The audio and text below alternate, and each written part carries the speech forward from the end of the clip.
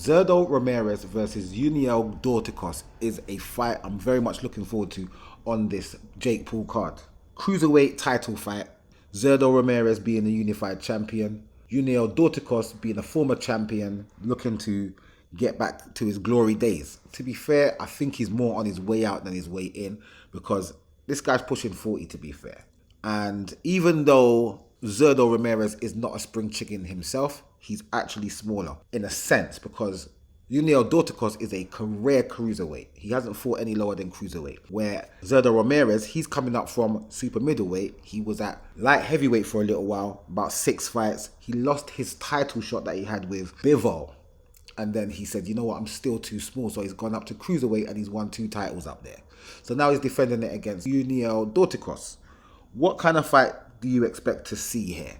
Well, before Zurdo Ramirez moved up from super middleweight, he was very much a pressure fighter. A lot of pressure, a lot of inside work, a lot of short punches, wanting to be inside and do the dirty work.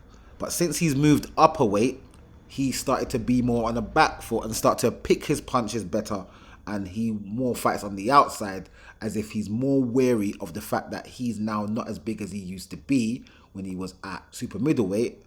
At light heavy, he saw himself as not bigger, in my opinion, because he started fighting on the back foot.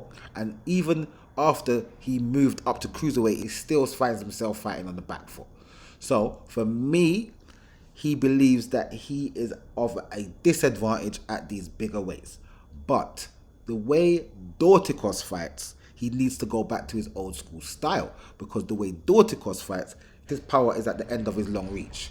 He has longer arms than Zurdo, and his power is at the end of his punches, if you get what I'm saying. His power is at the end of his punches. So Zurdo Ramirez would find it ill-advised to stay on the outside. He wants to go back to that style where he's pressuring, coming forward and not allowing Dorticos to throw them long lever shots. He wants to tie him up and fight him mid-range to inside, more inside than anything else.